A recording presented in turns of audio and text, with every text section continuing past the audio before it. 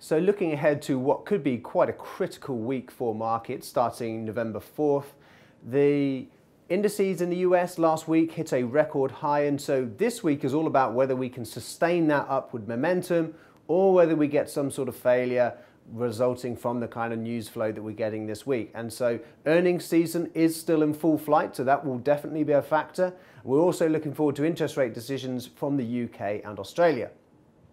Now, as far as a general markets backdrop, equities, as I said, in the US have been pushing into record high territory. That's in the S&P 500 and the S&P 500 and the Nasdaq 100. The Dow Jones has fallen just shy. We saw a bit of a pullback at the end of last week, but still very much a positive environment for equities. The US dollar has been pulling back after that Federal Reserve decision to cut interest rates.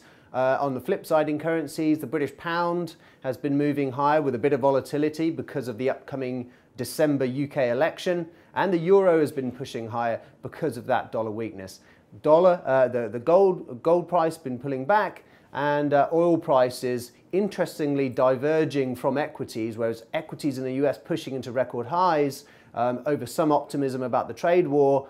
Oil prices, which should also benefit from the trade war, they've been dropping, so some divergence is interesting there. One of those two has to flip back and catch up with the other. Now let's switch gears to the economic calendar for this week. PMI data will be a highlight throughout the week, starting off in Europe, where manufacturing is well into contraction, so we're just hoping and praying for some improvement in manufacturing data, and that could give the current euro strength an extra boost. The RBA set to set interest rates on Tuesday. Most economists are expecting no change now. We'll talk about this a little bit in just a moment.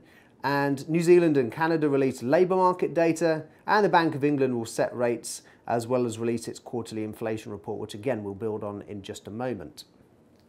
So obviously there are all number of shares being released throughout earnings season, but we wanted to focus on Uber. It's a big US technology company, obviously only just recently IPO'd, and could be one of those future major growth stocks in the technology sector. Ride sharing, obviously a fast growing and potentially world-changing business model. The only trouble being that actually the shares of Uber have been coming down since the IPO.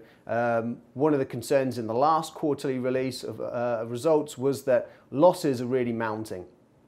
Now the reason things have turned around a little bit recently is that actually we've had some results from Lyft, which is Uber's probably main global rival, particularly in the US. And actually Lyft have announced that they are going to be aiming to be profitable. And this was not in the quarterly results, this was just a comment from the CEO that they will aim to be profitable in the third quarter of 2021. So not too far away in terms of profitability for Lyft, and actually they saw revenues increase faster than expected. So good news for the ride-sharing business overall. What we want to see now is whether Uber is riding that same wave or whether Lyft are actually eating into some of Uber's market share. Some of the concerns about Uber specifically is that they are losing out to some of the regional rivals, Lyft being one in America, but obviously the likes of Bolt in some of the Southeast Asian countries, not quite providing the kind of growth. In Southeast Asia, China and Latin America also, Uber not quite getting that growth that investors had once been pegging in. So these results will be critical for Uber, but it looks like based on the performance of Lyft that actually they could be set for, if not a decent earning results this time, but at least a little bit of a rebound from this decline that we've seen recently. So back to our favourite topic of central banks. So we had the Federal Reserve cut interest rates last week, obviously, and the Fed always is the one leading the charge one way or the other. In this cycle, actually the other central banks never really followed suit with the Fed, and now the Fed is actually catching back down to the others. This time around, we've got the Bank of England. Again, it's the same thing we've been saying for many, many months now, is that the Brexit uncertainty pretty much keeping them on the fence. What will be interesting is that we do have the quarterly inflation report alongside this interest rate decision, which we expect to be unchanged.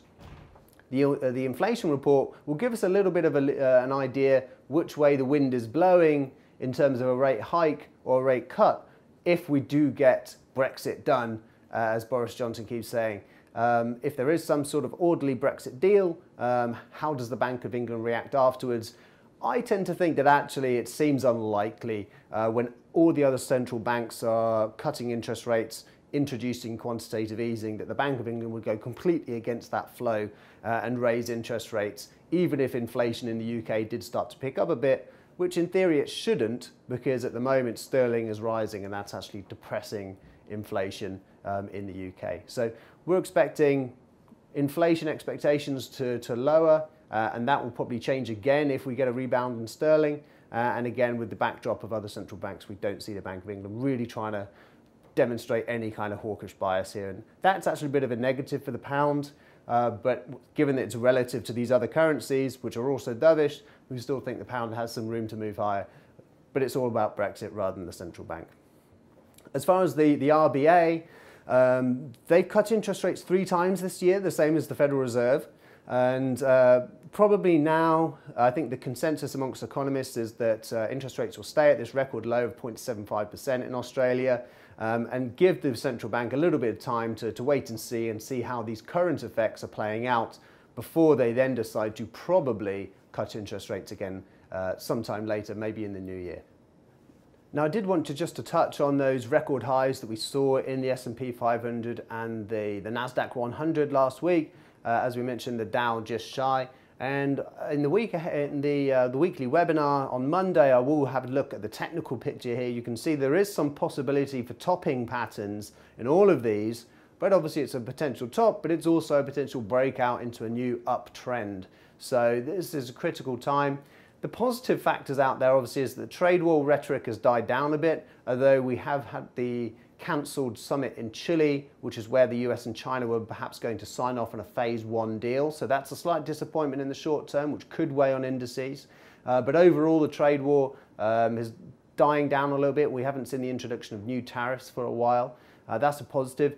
Earnings season has obviously been pretty good. We haven't had all the companies release shares. We're about 60% of the S&P 500 have released results so far.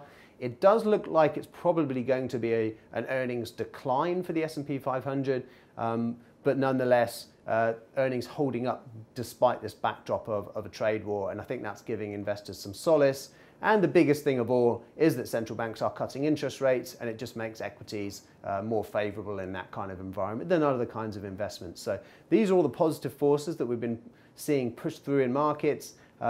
It's just a matter of whether after 10 years of this bull market, people do decide to cut and run just as we're breaking out to new highs and we get some kind of false breakout. So that will be something to watch this week.